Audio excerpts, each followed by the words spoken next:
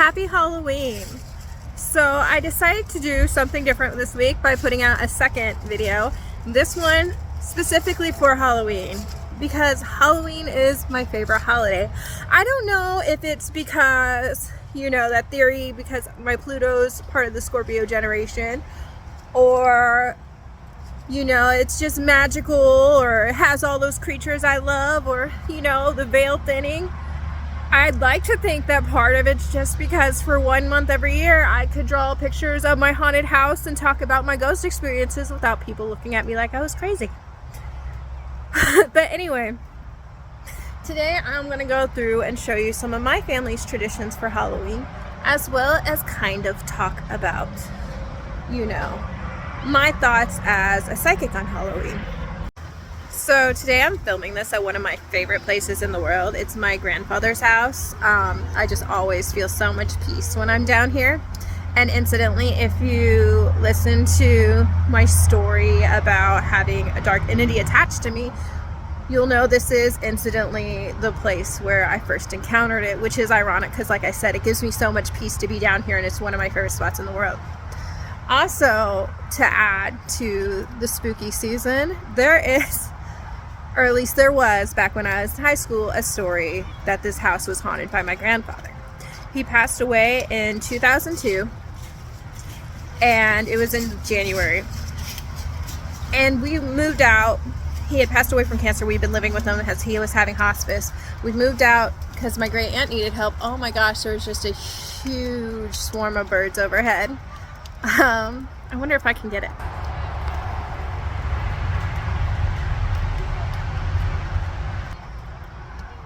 Anyway, I just had to share that because that was wild, right?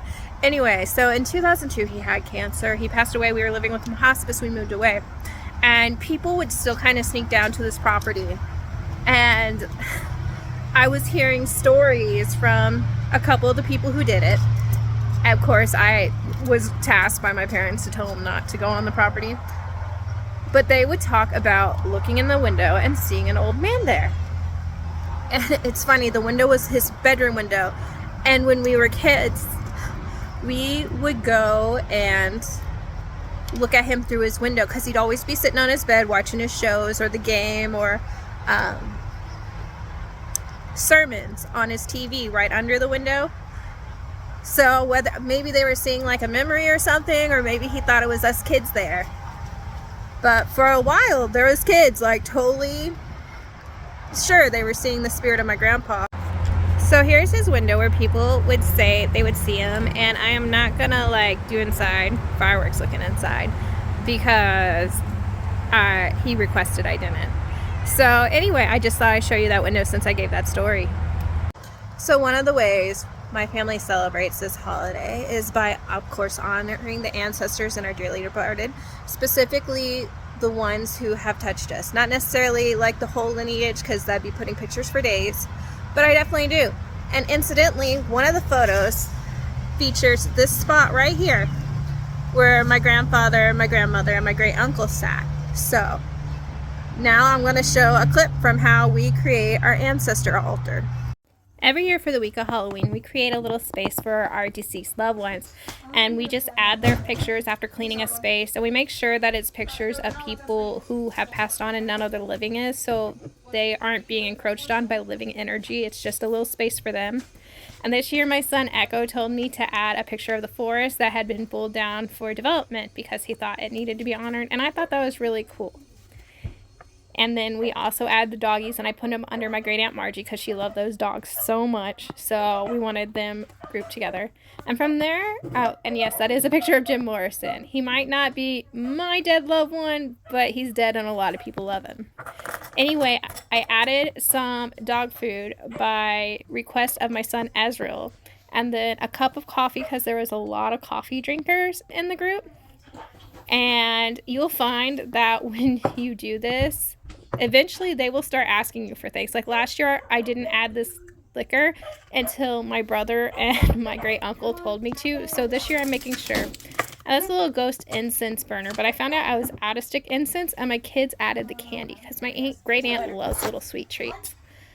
Anyway, when I found out I was out of the stick, I ended up getting a candle. And then eventually you'll find, like, as I said, they asked for it, and later on I added some pie and a cookie, as you will see. But we lit the candle, and they just had this almost space for a week where you can sit there and honor. So now that we've kind of touched on how to commune and honor our dearly departed during this love season, I do want to kind of go into the idea that right now the veil is thin. And as someone who communicates with spirits regularly, if you've seen my thing, and I believe anyone can do it, do I believe the veil is thin?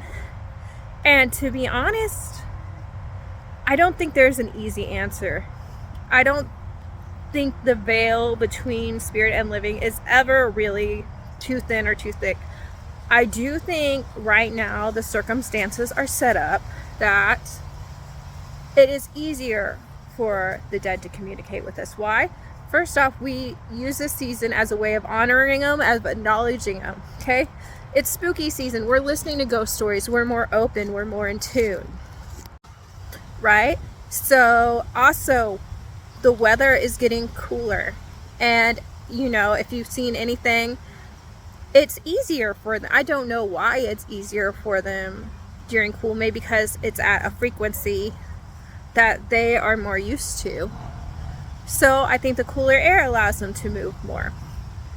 And then it's getting darker sooner. I think that's another reason, because during the daylight, you're not, unless you're looking for them, you won't notice them as much as the night, because spirits give off a glow. That's their energy. So as it's getting darker, it's easier to perceive them. So that's why I think the idea of the veil is getting thinner. And again, I think the biggest aspect behind it is that we're thinking about it more. We're more in tune to them. We're listening for them. We're waiting for the ghosts and spirits to come. So that's where I think the idea of the veil thinning came from. A lot of people will say that Halloween is like a time for evil spirits and monsters. There's so many more evil spirits and monsters. That's where the idea of wearing masks came from, was to divert them. And yeah, I think you do see an uptick of these things. Not because it's naturally the time they're coming. It's like the same circumstances with the idea of the thinning of the veil. It's cooler, it's darker, and most of all, we physical beings are putting the idea and energy out there that it's a time for that. So when people start using Ouija boards and trying to commune with spirits, because ultimately we all have lost somebody very near and dear to us we would love to speak to again. So Halloween kind of gives that perfect example. But if you don't know what you're doing, if you're not in the right mindset, you know, it can lead to other beings that necessarily you do not want in your life to come out. So I think that's kind of where that idea came from. But it doesn't have to be that way. And I think learning how to safely develop your psychic powers and commune with spirits is ultimately the first step into realizing how to deal with these. So yeah, while Halloween has its fair share of spooks and ghouls, it also is about tradition and family. You know, honoring the ancestors, but also creating new traditions for your family. We have all these amazing traditions like carving pumpkins, which is based off the Irish legend about a man, Jack, who the devil himself did not want. Or, you know, wearing masks to fight evil spirits. And those are all wonderful trick-or-treating, whatever specific things you have, like we create the little altar space for our loved ones. But another Halloween tradition my family has created that I absolutely love is my dad is a huge fan of the Great Pumpkin. So when my daughter was born, I know I wanted to create something that involved him. So every night before Halloween, we would bake cookies to leave out for the Great Pumpkin to bless our trick-or-treating. Now, in recent years, we haven't been trick-or-treating. We've had parties, and this year we're doing a movie marathon. So it became from the Great Pumpkin blessing trick-or-treating into the Great Pumpkin just blessing our Halloween. And I think it's just fun, and I'm going to share our Great Pumpkin cookies with you this year. The cookies we're making this year for the Great Pumpkin is a double chocolate chip with what was supposed to be mini M&Ms, but we ended up using regular M&Ms because when I went to the store, mini M&Ms were almost $5 and chocolate chips were almost $5, which is why you see me chunking up a bar of chocolate. I wasn't gonna spend $10 when I got more than I needed of ingredients for $3. I bought a $1 chocolate bar and chunked it up, and 2 boxes of the theater $1 M&Ms of the regular sized M&Ms. So if you don't have to do this, the first thing you want to do is preheat your oven to 375 degrees. In an empty bowl, you want to add your dry ingredients. You'll add 2 cups of flour and an extra 4th cup of flour. From there, you'll add a teaspoon of baking soda. And it takes a minute for it to show on the video because I was struggling with it. Then I added a pinch of salt, because I used salted butter. And the last thing you're gonna do is add 3/4 cups of cocoa powder and give it all a whisk. I will leave the written recipe in the description of this video. In a separate bowl, you're gonna add a cup of softened butter. I used salted because that's what I had, preferably unsalted. You're also gonna add 3/4 cup of brown sugar and 3/4 cup of white sugar. And from there, you're gonna mix however you mix. I used a stand mixer, but if you got electric hand mixer or just your hand and whisk, that will work. Whatever you do to cream it all together. And then once it looks about like that, you will add a single egg and then a teaspoon of vanilla. You don't see me because I kind of squirt it in and I just do it by my heart. But a teaspoon of vanilla is how the recipe calls for. And then you will slowly begin to incorporate your dry mix. And it will have like a brownie crumbly consistency. It'll be very, very thick, but it's very, very good. And then you're gonna add that chopped chocolate or chocolate chips, whichever you use. And I used about 1.5 boxes of the M&Ms and mix it in, and it's a workout. Like I said, it is thick.